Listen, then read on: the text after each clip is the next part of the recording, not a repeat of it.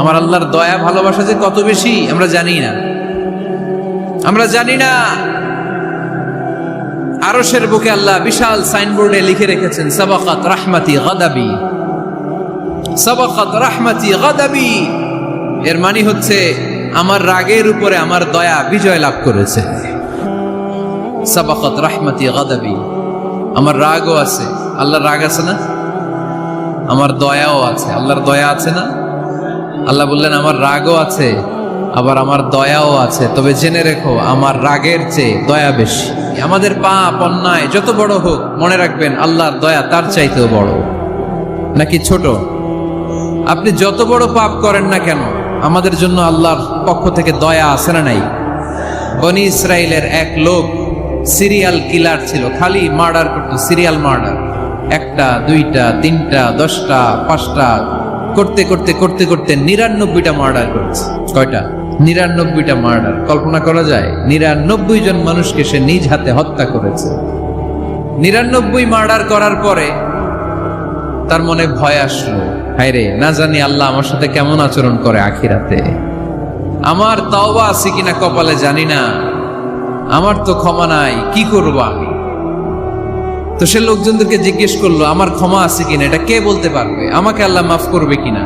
তারা সবাই বললো এই এলাকায় এক আল্লাহর ওলি আছে, তার কাছে যাও। সে আল্লাহর ওলির কাছে যেয়ে বলে, ও আল্লাহর ওলি, আমি 99টা হত্যা করেছি, 99টা মার্ডার, আমার কপালে ক্ষমা আছে কিনা তুমি একটু বলো। আল্লাহর ওলি কই, কি বললা? 99টা মার্ডার? আয় হায় সর্বনাশ, তোর কোনো ক্ষমা নাই। এবার যে মার্ডার করছো কয় আমার যেহেতু ক্ষমা নাই, তোরে বাঁচায় রেখে লাভ কি, তোরেও দিলাম শেষ করে। এবার সেঞ্চুরি করে ফেলাইছে। কথা বুঝতেছেন? আমার যেহেতু ক্ষমা নাই তো তোরে বাঁচায় রেখে কি লাভ, তোরেও শেষ করে দিলাম। এবার সেঞ্চুরি। সেঞ্চুরি করার পরেও ভয় আসে না নাই অন্তরে?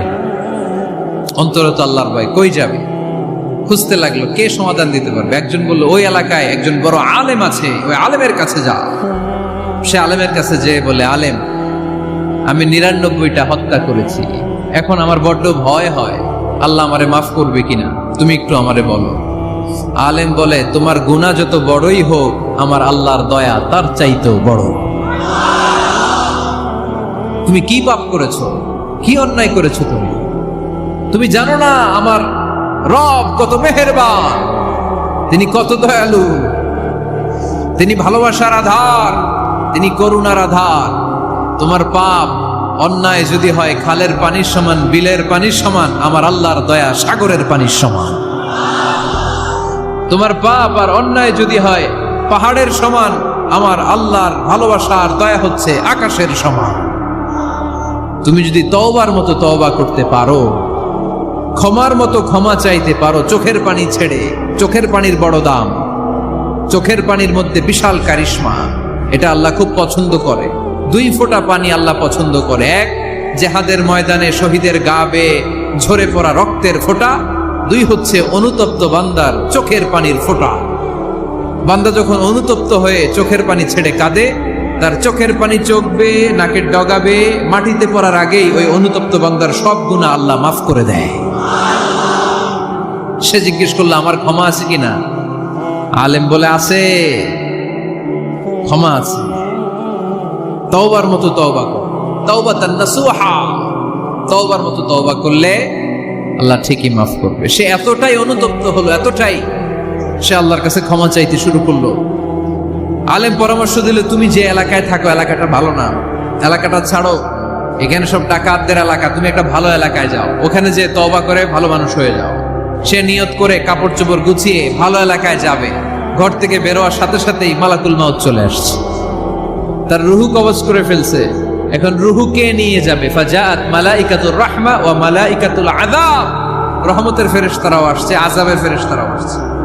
রহমতের ফেরেশতারা বলে না না, সে তওবার নিয়ত করেছে, যদিও তওবা করতে পারে নাই, যদিও ভালো এলাকায় যেতে পারে নাই, তওবার নিয়ত করেছে, অনুতপ্ত হয়েছে, ক্ষমা চাওয়ার চিন্তা করেছে, আমরা তার রুহু নিয়ে ইল্লিনে রেখে দেব। আযাবের ফেরেশতারা বলে না না, 99টা হত্যা করার পরে আরো একটা হত্যা করে সেঞ্চুরি করেছে, এখনো তো ভালোভাবে তওবা করতে পারে নাই, তার রুহুটা নিয়ে আমরা সিজ্জিনের ভেতরে ঢুকায় দেব। দুই দল ফেরেশতার মারামারি, এ বলে আমরা নিব, এ বলে আমরা নিব। ঝগড়া আছে না নাই? আল্লাহ বললেন রাখো রাখো, ঝগড়ার দরকার নাই। এক কাজ করো, যেখানে মারা গিয়েছে ওইখান থেকে ফিতা দিয়ে মাপতে শুরু করো।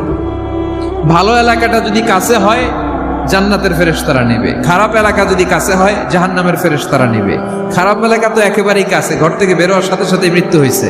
আর ভালো এলাকা তো অনেক দূর। আল্লাহ জামিনটারে আদেশ দিলেন, জামিন এই অনুতপ্ত বান্দার জন্য তুই ভালো এলাকাটা কাছে চলে আয়। ভালো এলাকাটার জামিনটা তুই সংকুচিত হয়ে যা। যদিও ঘর থেকে বের হয়েছে একেবারে কাছে, খারাপ এলাকা হাজার হাজার মাইল দূরে চলে যা। ফিতা দিয়ে মাপ দিয়ে দেখে সর্বনাশ, ভালো এলাকাটা তো একেবারেই কাছে, খারাপ এলাকাটা অনেক দূরে। আল্লাহর ফয়সালা অনুযায়ী রহমতের ফেরেশতারা তার রূহকে নিয়ে জান্নাতের ভেতরে ঢুকিয়ে দিয়েছে।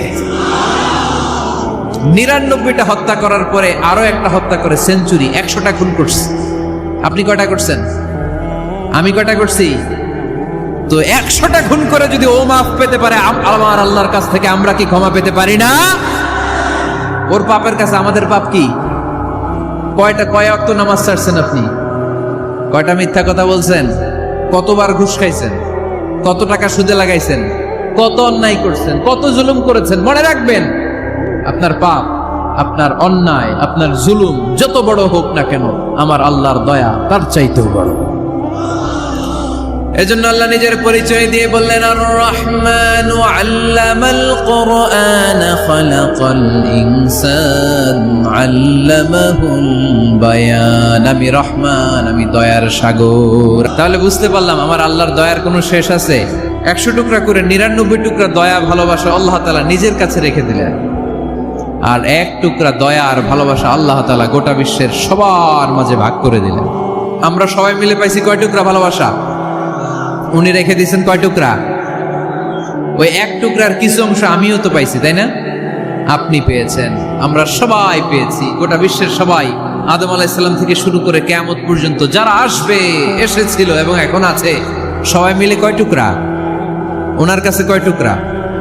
কিন্তু এই 1 টুকরা যে আমরা সবাই ভাগে যোগে পাইলাম, আমাদের ভালোবাসার নমুনা দেখছেন? একজন আর একজনের ভালোবেসে বলে আত্মহত্যা করে ফেলে, আছে না নাই? আছে না?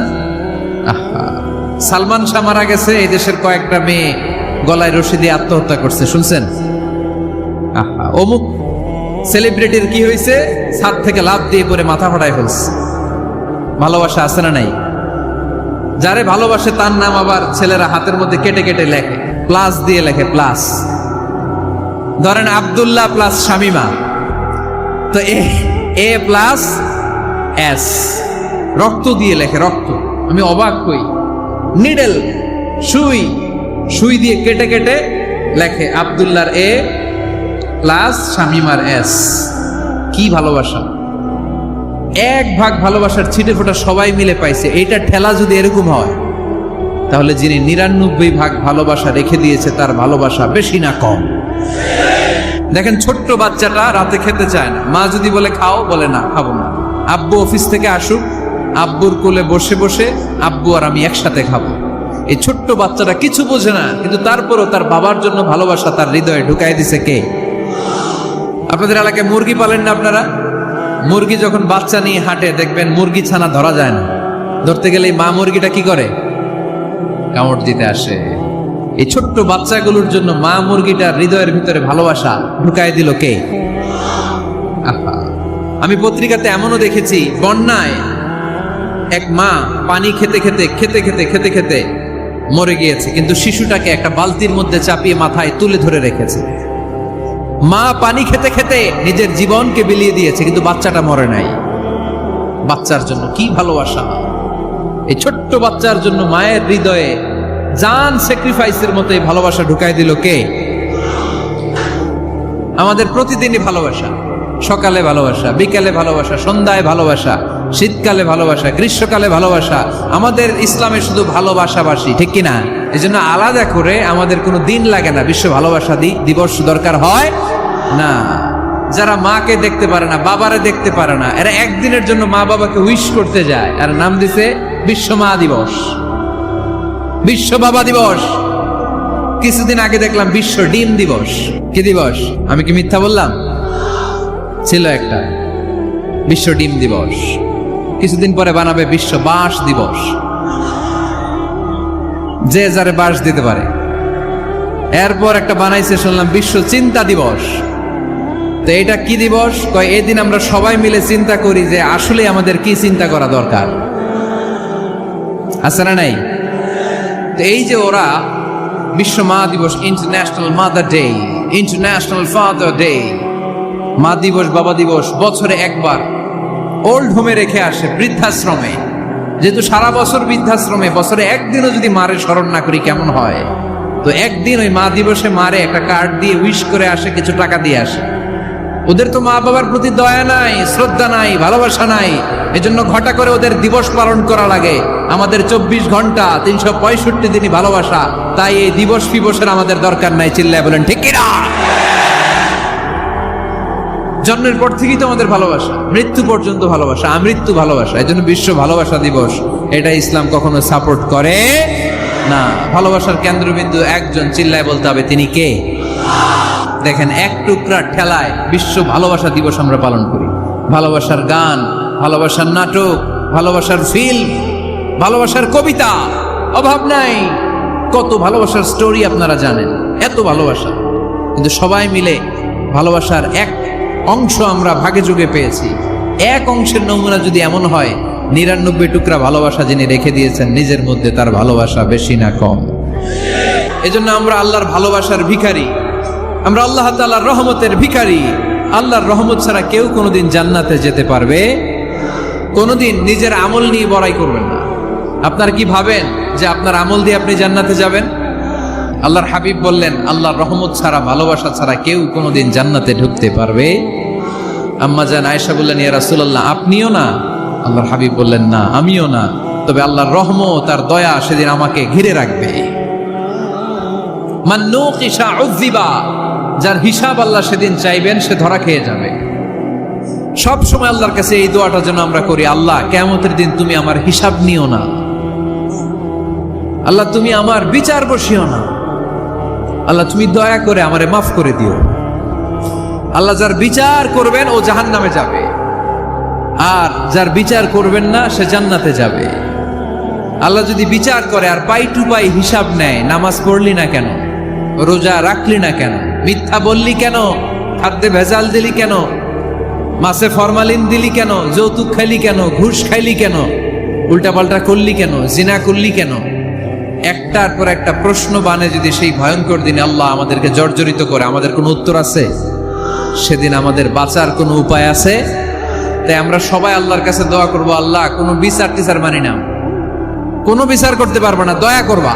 রোজ হাসরে হে আল্লাহ আমার করোনা বিচার, আল্লাহ করোনা বিচার, বলেন আমিন।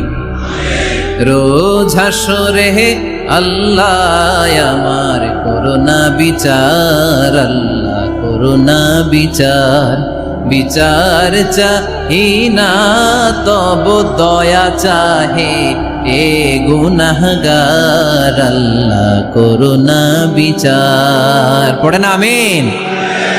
তিনি যদি দয়া করেন তবেই আমরা জান্নাত যেতে পারবো, ঠিক কিনা? এজন্য আল্লাহ বললেন, আর রহমানু আল্লামাল কুরআন খালাকাল ইনসান আল্লামাহুল বায়ান। আমি হলাম রহমান। কাফেররা বলে রহমানকে জানি না, রহমানকে চিনি না। আল্লাহ বলে রহমান রে চিনে না, আমার নাম রহমান, আমি দয়ালু, আমি মেহেরবান, ঠিক কিনা?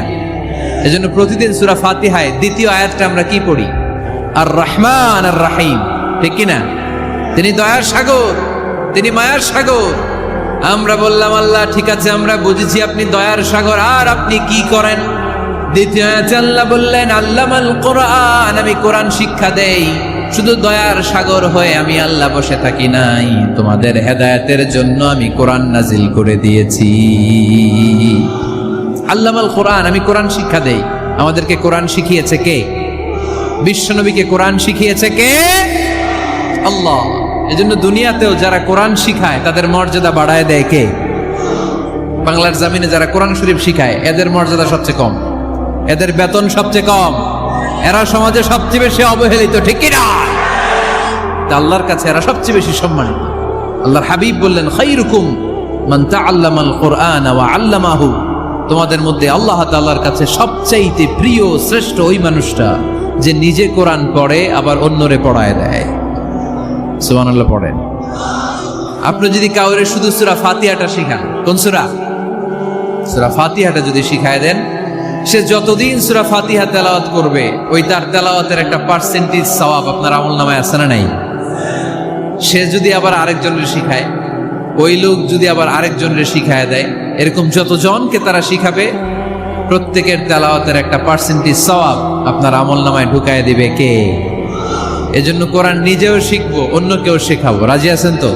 না খেয়ে না পড়ে অল্পতে তুষ্ট থেকে যারা শুকরিয়া করে এরা আমাদের আইম্মাতুল মাসাজিদ, মসজিদের ইমামরা, মসজিদের মুয়াজ্জিনরা। এক একটা মসজিদের মুয়াজ্জিনের গলা হবে এরকম বিশাল উঁচু। কিয়ামতের ময়দানে সবাই আমরা এর দিকে তাকায় থাকবো, কিরে ভাই তোর গলা উঁচু কেন? সে বলবে, আমার এই গলা দিয়ে প্রতিদিন 5 বার আমি আজান দিয়েছি। কিয়ামতের ময়দানে ঠিকই সম্মানিত, দুনিয়ায় আমরা চিনলাম না ওনাদেরকে। সেদিন আল্লাহ কোনো এক্সকিউজ গ্রহণ করবে না। সব পারো, হিন্দি তো ঠিকই কইতে পারো। হিন্দিতে কথা কইতে পারে না ছেলেপেলেরা? হিন্দি সিনেমা এমন দেখা দেখে হিন্দিতে কথা কইতে পারে। তো হিন্দি ভাষা বুঝতে পারলে, শিখতে পারলে আরবি পারলা না কেন? কোনো এক্সকিউজ, ওজর, আপত্তি সেদিন আল্লাহ গ্রহণ করবে? আসুন আমরা কোরআন পড়ি, প্রতিদিন একটা আয়াত হলেও কমপক্ষে আমরা যেন কোরআনের অর্থ পড়ি, বঙ্গানুবাদ পড়ি। রাজি আছেন তো? তো এই যে স্মার্টফোন আসছে স্মার্ট বানাইতে, যেই ফোনের মধ্যে কোরআন নাই সে আনস্মার্ট, ঠিক কিনা? যার মোবাইলের ভেতরে কোরআনের অ্যাপস আছে, ডাউনলোড করে অ্যাপস রেখেছে, সেই হচ্ছে আসল smart. He is the real hero, he is the real smart. এজন্য মোবাইলের অ্যাপসের ভেতরে কোরআন ঢুকাইতে হবে। এত সহজ হওয়ার পরেও আল্লাহ কি বললেন আমরা যদি না শিখি, না জানি, আল্লাহ কি ক্ষমা করবে? যা বলার সব আল্লাহ বলে দিয়েছে এই কোরআন। এই কোরআনে শুরু হয়েছে বিসমিল্লাহির রহমানির রহিম দিয়ে, মানে বা দিয়ে। কি দিয়ে? চিল্লায় বলেন না, কি দিয়ে? বা দিয়ে। আর এই কোরআন শেষ হয়েছে সূরাতুন নাস দিয়ে, যে সূরার শেষ আয়াত হচ্ছে মিনাল জিন্নাতি ওয়ান নাস। বা আর সিন মিলাইলে কি হয়? বাস। এবার বাসে চড়া শরীয়তপুর শহরে যাব। ওই বাস না, এই বাস মানে যথেষ্ট, এই বাস মানে সাফিসিয়েন্ট, কাফি। আল্লাহ বুঝালেন এই 30 পারায় 114টা সূরায় আমি যা দিয়েছি এটাই বাস, যথেষ্ট, নতুন করে আর কিচ্ছু লাগবে না। চিল্লায় বলেন ঠিক কিনা? যেমন কিতাব, এই কিতাবের পিছু লেগে লাভ নাই। এই কিতাবের বাণী ছড়িয়ে পড়বে গোটা বিশ্বময়। অনেকে অনেক ষড়যন্ত্র করেছে এই কিতাবকে ধ্বংস করে দেওয়ার। আমাদের এই খোদ ভারতবর্ষে ষড়যন্ত্র হয়েছিল।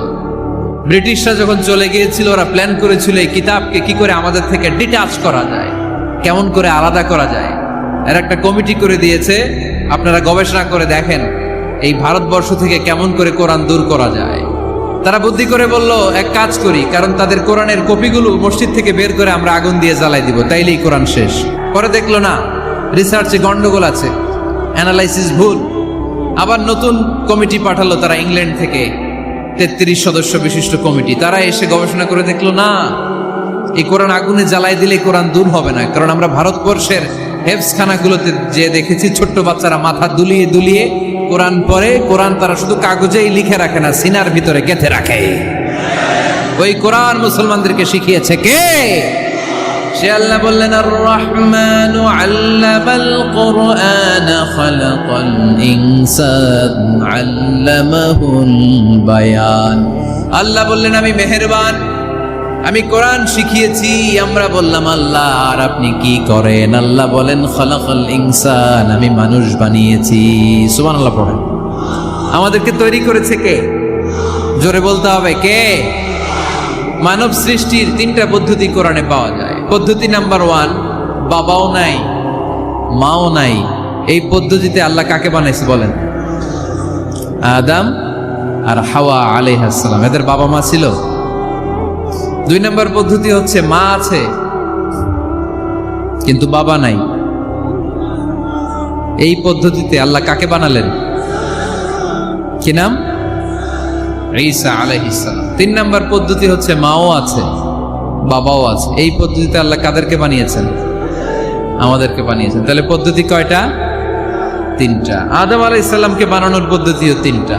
প্রথমে আল্লাহ তিন লাজিব এঁটেল মাটি নিলেন, তারপর নিলেন হামাইম মাসনুন কাদামাটি, তারপরে এটারে বানালেন ঠনঠনে শুকনো মাটি। সাইয়েদনা আদম আলাইহিস সালামের অবয়ব তৈরি করলেন 60 হাত লম্বা করে। সাইয়েদনা আদম আলাইহিস সালামকে যখন আল্লাহ বানিয়েছেন কয় হাত লম্বা? সহিহ বুখারীর বর্ণনা, লাম্মা খালাকাল্লাহু আদামা ওয়া কানা তুলুহু 60 যিরাআন। আল্লাহ তাআলা যখন আদম আলাইহিস সালামকে বানালেন 60 হাত বা 60 গজ লম্বা করে বানালেন। আপনারাও যারা জান্নাতে যাবেন 60 হাত লম্বা হয়ে জান্নাতে ঢুকবেন। কয় হাত লম্বা? সুবহানাল্লাহ পড়বেন না?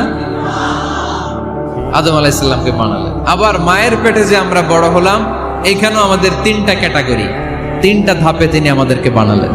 মায়ের পেটে 9 মাস কি করছিলেন মনে আছে আপনাদের? শরীয়তপুরের ভাইরা মনে নেই কেন? হ্যাঁ, আমাদের কারোরই মনে নাই, ঠিক কিনা? এই 6 মাস 8 মাস কই যে ছিলাম, কোথায় ছিলাম আমরা মনে করতে পারি না। স্মৃতির পাতা হাতড়িয়ে যত পিছনে যাই আর বলতে থাকি। মনে আছে ছোটবেলার কথা? মনে নাই। আমরা সবাই কিন্তু এত বড় ছিলাম না ভাই, ছোট্ট ছিলাম, ছোট্ট।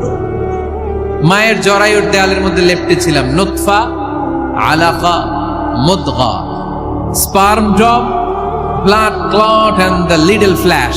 ছোট্ট নাপাক পানি ছিলাম। ওইটারে আল্লাহ বড় করতে আরম্ভ করলেন। বড় করতে করতে রক্তপিণ্ড বানালেন। রক্তপিণ্ড থেকে আল্লাহ গোশতপিণ্ড বানালেন। আমরা প্রত্যেকে এরকম একটা গোশতের টুকরা ছিলাম। এটার ভিতরে আল্লাহ কঙ্কাল ঢুকালেন, আমার স্কেলিটন, আমার কঙ্কালটা, আমার অবয়বটা ঢুকালেন। তারপরে আবার গোশত দিয়ে প্যাকেট করলেন, তার উপরে আবার চামড়ার প্যাকেট পড়ায় দিলেন। পড়েন সুবহানাল্লাহ। এরপরে 9 মাস পরে এই পৃথিবীর বুকে স্মুথলি আমাকে আসার সুযোগ দিলেন কে?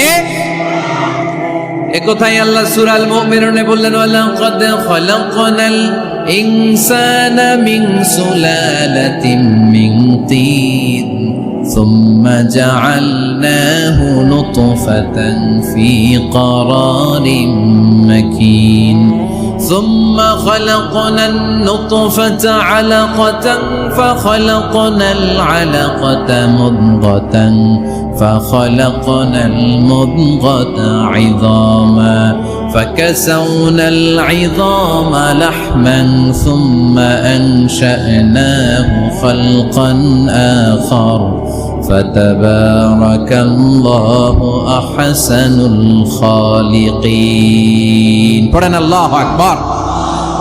দেখেন দুনিয়ার কেউ কিন্তু আমার খোঁজ নিতে পারে নাই, ভিতরে যে পারছে ওই গোপন জায়গায় একজন আমার রিজিক দিত। তিনি কে? আমার নাভির সাথে আমার মায়ের জরায়ুর একটা কানেকশন ছিল। ওই একটা লাইন দিয়ে আমাদের সবাইকে আল্লাহ খাবারের ব্যবস্থা করেছেন, পানির ব্যবস্থা করেছেন, বাতাসের ব্যবস্থা করেছেন। দুনিয়ায় আসার সাথে সাথে দুনিয়ার মানুষরা ওই খাবারের লাইনটা কেটে দেয়, ঠিক কিনা? দেখবেন সিজার করার পরে বাচ্চাদেরকে বের করে কেচি দিয়ে যারা সিজার করে ডাক্তাররা কি করে? কেটে দেয়। বাচ্চার পা ধরে মাথাটা নিচু করে নিতম্বের মধ্যে থাপ্পড় মারে কয়েকটা, তারপরে বাচ্চা ওয়া ওয়া করে কেঁদে ওঠে, ঠিক কিনা? আমরা আমাদের কানে শুনি ওয়া ওয়া, আসলে সে আল্লাহর কাছে কেঁদে কেঁদে ফরিয়াদ জানায়, বলে আল্লাহ 9 মাস 10 মাস মায়ের পেটের ভেতরে ছিলাম, কেউ তো খোঁজ খবর নিল না। তুমিই তো আমার এই নাভির সাথে মায়ের জরায়ুর একটা লাইন দিয়ে ওই এক লাইনে খাবার, এক লাইনে পানি, এক লাইনে বাতাস ঢুকিয়েছো। 9টা মাস এই খাবারের লাইন আমার ঠিকঠাক ছিল, আমার টেনশন ছিল না। দুনিয়ার বুকে আসার সাথে সাথেই, এদের সাথে আমার কি শত্রুতা আমি জানি না, আসার সাথে সাথে আমার খাবারের লাইনটা কেটে দিস। আল্লাহ একটা মাত্র খাবারের লাইন ছিল, মানুষগুলো কেটে দিল। আমি এখন কি খাবো? আমি এখন যাব কই? আল্লাহ বলে কাঁদিস না, 8 মাস যেমনি খাওয়াইছি এখনো খাওয়ামো। সুবহানাল্লাহ পড়েন। খাবারের একটা লাইন ছিল, কেটে দিয়েছে।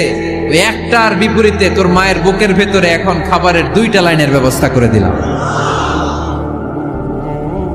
খালাকাল ইনসান, তিনি মানুষ বানিয়েছেন, মানুষের যা দরকার তার ব্যবস্থাও করে দিয়েছেন। চিল্লায় বলেন ঠিক কিনা? এজন্য আল্লাহ বললেন আর রহমানু আল্লামাল কুরআন খালাকাল ইনসানা আল্লামাহুল বায়ান। আমি মেহেরবান, আমি তোমাদের কোরআন শিখিয়েছি, আমি মানুষ তৈরি করেছি, আমি তোমাদেরকে ভাষা শিক্ষা দিয়েছি। সুবহানাল্লাহ পড়েন। আল্লামাহুল বায়ান, আমি তোমাদেরকে বয়ান শিখিয়েছি। এই যে আমরা বয়ান করি, আমাদের যে ভাষা, এই ভাষা কার দান? আমাদের বাংলা ভাষা কার দান? পৃথিবীতে অনেক ভাষা আছে, একটা ভাষার প্রকাশভঙ্গির সাথে আরেকটার মিল নাই। একটার প্রকাশভঙ্গির সাথে আরেকটার মিল নাই। চাইনিজরা চাইনিজ ভাষায় কথা বললে ইংরেজরা কিচ্ছু বুঝে না, ইংরেজরা বললে আরবরা বুঝে না, আরবরা বললে মালায়রা বুঝে না, মালায়রা বললে আফ্রিকানরা বুঝে না। সুবহানাল্লাহ পড়েন। আমি অনেক দিন দেশের বাইরে থাকি, 10 বছরেরও বেশি আমি পড়াশোনা করি, এখনো পিএইচডি করি। তো মিশরে যখন আমি পড়াশোনা করতাম তখন দেখতাম এক এক ভাষায় এক একজন কথা বলে। আমরা বাঙালিরা যদি কোনো কথা বলে হাসাহাসি করি, হেসে হেসে আমরা কুটি কুটি হয়ে যাচ্ছি, মরে যাচ্ছি, কিন্তু ওরা হাসে না, বিদেশিরা, ওরা বুঝে নাই তো। আবার ওরা যখন কথা বলে হাসে, আমরা কিছুই বুঝি না। সুবহানাল্লাহ পড়বেন না? ওইটা বাদ দেন, আমাদের বাংলাদেশে আসেন। আমাদের বাংলাদেশে এক এক জেলার সাথে আরেক জেলার ভাষার ভিন্নতা আছে না নাই? সুবহানাল্লাহ পড়বেন না? ঢাকার ভাষার সাথে ফরিদপুরের ভাষার অমিল, সিলেটের অনেক অমিল, চট্টগ্রামের অমিল আছে না নাই? সবচেয়ে বেশি অমিল সিলেটে আর চট্টগ্রামে, ঠিক কিনা? ওনাদের ভাষাগুলো এমন, শুনলে বুঝার উপায় নেই যেটা বাংলা ভাষা না অন্য ভাষা, কিন্তু প্রত্যেক আঞ্চলিকতায় একটা মাধুর্যতা আছে না নাই? আল্লাহ পাক এই কোরআনের মধ্যে আঞ্চলিকতার দাম দিলেন। হিশাম বিন হাকিম বিন হিজাম কোরআন থেকে তেলাওয়াত করতে শুরু করলেন। এই তেলাওয়াত শুনে সাইয়েদনা ওমরে ফারুক ওনার ঘাট ধরে টেনে বিশ্বনবীর কাছে নিয়ে আসলেন।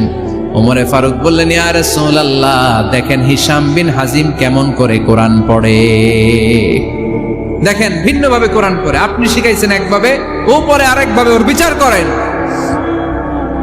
আসলে আরেকভাবে পড়ে নাই, অন্য আঞ্চলিকতায় পড়েছে। যেমন আমরা পড়ি ওয়াদ-দুহা ওয়াল লাইলি ইযা মা ওয়াদ্দাআকা রাব্বুকা ওয়া মা ক্বালা ওয়ালাল আখিরাতু খায়রুল লাকা মিনাল উলা। কিন্তু কোরআনের আরেকটা লাহজা বা আরেকটা পড়ার পদ্ধতি আছে, যেখানে ওনারা পড়ে ওয়াদ-দুহা ওয়াল লাইলি ইযা সাজে মা ওয়াদ্দাআকা রাব্বুকা ওয়া মা ক্বালা। সুবহানাল্লাহ পড়বেন না? হাশিম বিন হিকাম এরকম বাঁকা করে পড়ছিলেন। ওমরে ফারুক এই বাঁকাটা শিখেন না, উনি শিখছিলেন সোজা। ওমরে ফারুক আবার সোজা সাপটা পছন্দ করতেন। সুবহানাল্লাহ পড়েন। বিশ্বনবী বললেন, হিশাম বিন হিজামকে তুমি ছাড়ো। বললেন, হিশাম তুমি কিভাবে পড়েছো? হিশাম বলে, আমি এইভাবে পড়েছি। বিশ্বনবী বললেন, হাকাযা উনজিলাত, এভাবেও নাজিল হয়েছে, সমস্যা নাই। ওমর তুমি কিভাবে পড়েছো? ওমর বললেন, আমি তো এইভাবে শিখেছি। বিশ্বনবী বললেন, এভাবেও নাজিল হয়েছে, সমস্যা নাই। উনজিলাল কুরআনু আলা সাবআতি আহরুফ ফাকরাউ মা তায়াসসারা মিনহু। আরবি ভাষা একটা, কিন্তু এর মধ্যে আঞ্চলিকতা আছে 7টা। এই 7টা আঞ্চলিকতা দিয়ে কোরআন নাজিল করেছে কে? এজন্য আঞ্চলিকতার মর্যাদা আল্লাহ কোরআনেও দিলেন। এজন্য বললেন, আর রহমানু আল্লামাল কুরআন খালাকাল ইনসান আল্লামাহুল বায়ান। আমি মেহেরবান, আমি কোরআন শিখালাম, আমি মানুষ বানালাম, আমি তোমাদেরকে ভাষা শিখালাম। সুবহানাল্লাহ পড়েন। এরপর আল্লাহ বললেন, আশ-শামসু ওয়াল কামারু বিহুসবান ওয়ান নাজমু ওয়াশ-শাজারু ইয়াসজুদান। সুবহানাল্লাহ। আশ-শামসু ওয়াল কামারু বিহুসবান, চাঁদ আর সূর্য আমি তৈরি করেছি তোমাদের হিসাবের জন্য। হিসাব আছে না নাই?